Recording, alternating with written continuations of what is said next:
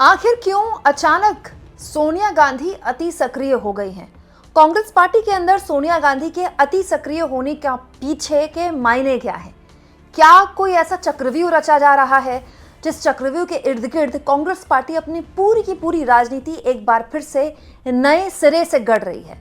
क्या ये सब कुछ 4 दिन बाद होने वाली कांग्रेस पार्टी की बड़ी मीटिंग की रणनीति के पीछे की कहानी है?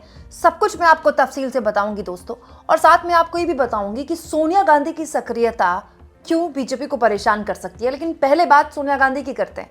आज सुबह से सोशल मीडिया में सोनिया गांधी का ये आर्टिकल छाया हुआ है। दरअसल दोस्तों, पिछले कई दिनों से ये सुगबुगाहट वैसे थी मीडिया में, सोशल मीडिया में, लेकिन इस सुगबुगाहट को बल और मिल गया जब आज के अखबारों में बाकायदा सोनिया गांधी ने आर्टिकल्स लिख डाले। आज के हिंदू में सोनिया गांधी ने आर्टिकल लिखा है, द बुलडोज्ड डिमोलिशन ऑफ मनरेगा। ये मनरेगा को जिस तरह से खत्म किया गया, जी राम जी योजना पहले लाई गई, सरकार द्वारा बिल लाया गया, फिर जल्दबाजी में उसको पास किया गया, उसके खिलाफ एक पूरा का पूरा एक आर्टिकल है जिसको हिंदी अंग्रेजी दोनों में लिखा गया है। देखिए, हिंदी के अखबारों में आर्टिकल लिखा गया है, मनरेगा पर बुलडोजर चलाकर श्रमिकों का हक छीना। सोनिया गांधी के इस आर्टिकल को तमाम कांग्रेसी प्रमोट कर रहे हैं। लेकिन अगर आपको देखना ही है दोस्तों, तो आपको केवल ये आर्टिकल नहीं, एक पैटर्न देखना होगा।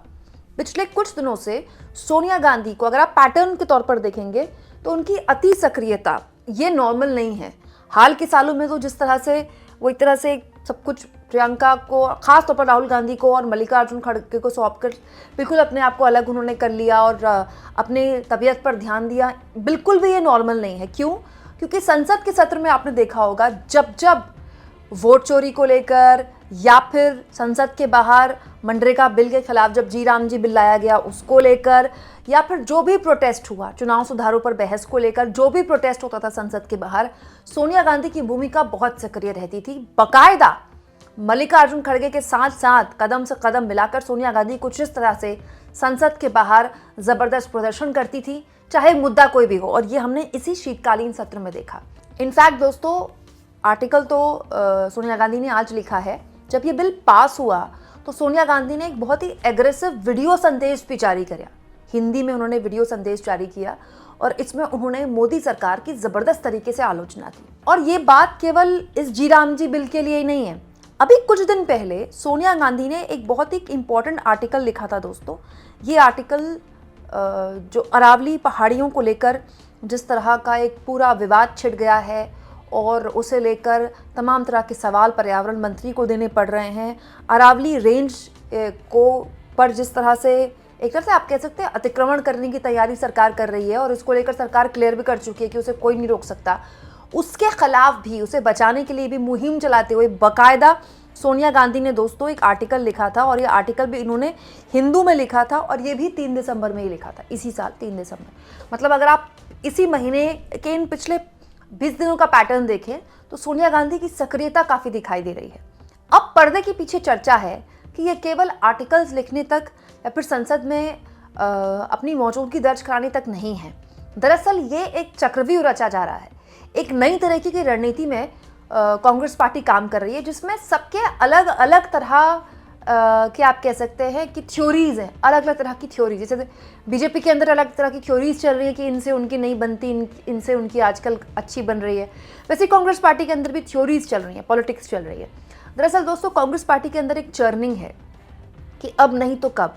दोस्तों, संगठन के लिहाज से बीजेपी के आगे कांग्रेस पार्टी कहीं टिक नहीं रही, और क्योंकि आपकी सरकारें नहीं है राज्य सरकारों में, तो आपको कंपनियां फंड भी नहीं दे रही हैं। अगर आप चाहें तो आज का मेरा ये वीडियो देख सकते हैं। इंडियन एक्सप्रेस ने बड़ा खुलासा करते हुए बताया कि इस देश में जो भी फंडिंग जारी, कंपनियां जो ट्रस्ट बनाकर पॉलिटिकल पार्टीज को दान कर रही है, पैसा दे रही हैं, उसका 80% के ऊपर का हिस्सा बीजेपी के पास जा रहा है, और ऊंट के मुंह में जीरे के समान कांग्रेस के पास जा रहा है। क्यों? क्योंकि सरकार में आप केंद्र में नहीं है, राज्यों में आपकी सरकार नहीं है। तो ये एक ऐसा समय है जिसमें अगर कांग्रेस पार्टी ने अपने आप को नहीं बचाया तो वो बिल्कुल खत्म हो जाएगी।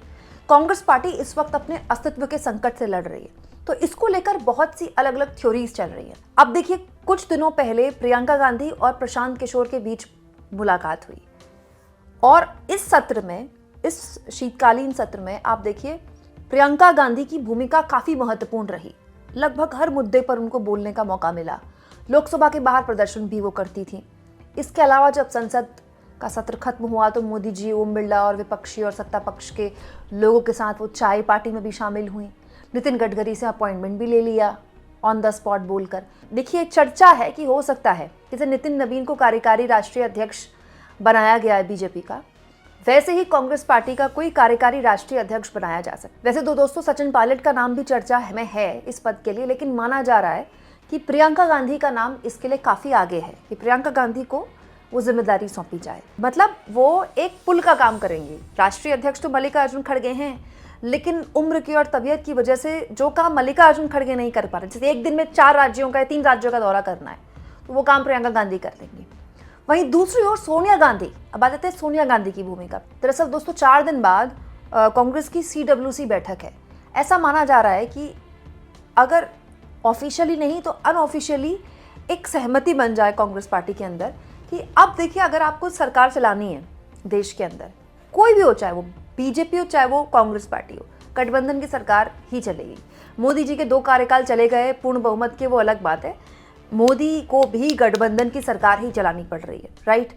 और आज भी सरकार 1.5 साल हो गए मोदी को, लेकिन वो एक भी सांसद ऐड ऑन नहीं कर पाए। 240 पर थी बीजेपी, अभी भी 240 पर है। तो ये बात कांग्रेस भी जानती है, ये बात बीजेपी भी जानती है कि मौजूदा दौर भी गठबंधन की राजनीति का है और आने वाला दौर भी गठबंधन की राजनीति का है। तो ऐसा माना जा रहा है कि कांग्रेस पार्टी के अंदर सोनिया गांधी की भूमिका फिर से वही एक बार फिर से क्रिएट की जा रही है जो यूपीए के दौरान थी, सहयोगियों को जोड़ने की।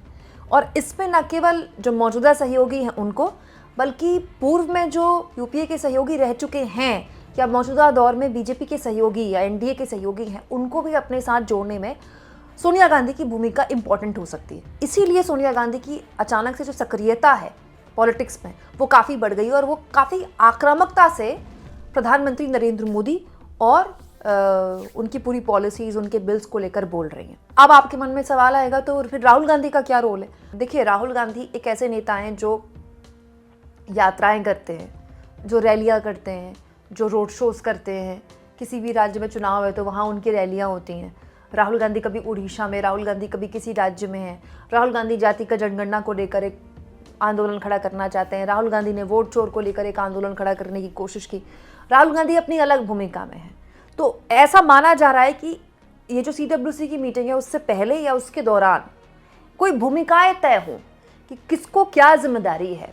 प्रियंका गांधी कार्यकारी अध्यक्ष के तौर पर, या फिर उसकी भूमिका या उससे नीचे की भूमिका में, क्योंकि अभी वो ऑफिशियली महासचिव हैं, लेकिन एक महासचिव के से कहीं ज़्यादा ताकतवर हैं वो, इसमें कोई दो राय नहीं है। एक पावर सेंटर है वो कांग्रेस पार्टी का, और इस बार के संसद सत्र में उन्होंने दिखाया है। सोनिया गांधी की अति सक्रियता अपने साथ नए गठबंधन के सहयोगियों को जोड़ने को लेकर हो सकती है, और राहुल गांधी जो काम कर रहे हैं वो करते रहे। इस लिहाज से इससे कांग्रेस पार्टी 2 चीज़ें कर सकती है। एक, अपने संगठन पर ध्यान दे सकती है जो बहुत ज़रूरी है। 2, उन राज्यों में सरकार बना सकती है जहां उसकी सरकार बनाने की गुंजाइश है। जैसे अगले 6 महीने में असम एक राज्य है दोस्तों जहां पर कांग्रेस पार्टी का सरकार रही है, सफल सरकार चलाई है कांग्रेस पार्टी ने। वहां गौरव गोगोई एक पॉपुलर नेता हैं जो कि काफ़ी सक्रिय हैं इस वक्त वहां पर, और वहां से डायरेक्ट बीजेपी से फाइट है, बीजेपी कांग्रेस के बीच में ही फाइट है असम में। तो हर लिहाज से कांग्रेस पार्टी चाहेगी कि वहाँ वो सत्ता में वापसी कर ले।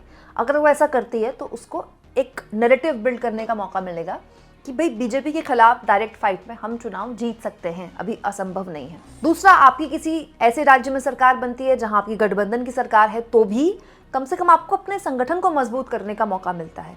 तीसरा, बहुत से ऐसे लोग हैं जिनको ये शिकायत रहती है कि राहुल गांधी अवेलेबल नहीं है, या फिर राहुल गांधी जिस भाषा में बात करते हैं अंग्रेजी, वो भाषा वोटर की भाषा नहीं है। उस गैप को भर सकती है प्रियंका गांधी।